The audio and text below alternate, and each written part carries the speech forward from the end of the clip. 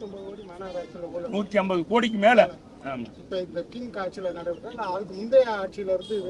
இருந்த ஆட்சியில தாங்க கண்டுபிடிச்சிருக்காங்க. 22 அதுல பாக்கலையா மாநகராட்சி ஆணையாளர்? நான் தான் சொன்னேன் 22, 23, 24, 24ல வந்து 1/4/24 முதல் 31/7 வரை நடந்த ஊழல் இது. அதுலயே எவ்வளவு நடந்திருக்குன்றது. அதனால இதுல முழுக்க இது அதிகாரிகளும் மண்டல தலைவர்கள், கவுன்சிலர்கள், வட்டச்செயலாளர், ஆளுங்கட்சி வட்டச்செயலாளர்கள் முழுமையாக ஈடுபட்டிருக்காங்க. இது எத்தனை 1, 2, 3, 4, 5,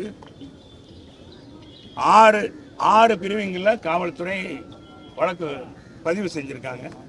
முறையாக வழக்கு பதிவை அது முறையாக விசாரிக்கட்டும். ஆளுங்கட்சி தானே பொறுப்பில் இருக்காங்க. வேறவங்க எப்படி இது பண்ண முடியும்? வேற மாமன்ற உறுப்பினர்கள் இருக்காங்கன்னா யாராக இருந்தாலும், யார் மடியில் கணக்கு இருந்தால் யாராக இருந்தாலும் விசாரிக்கணும்.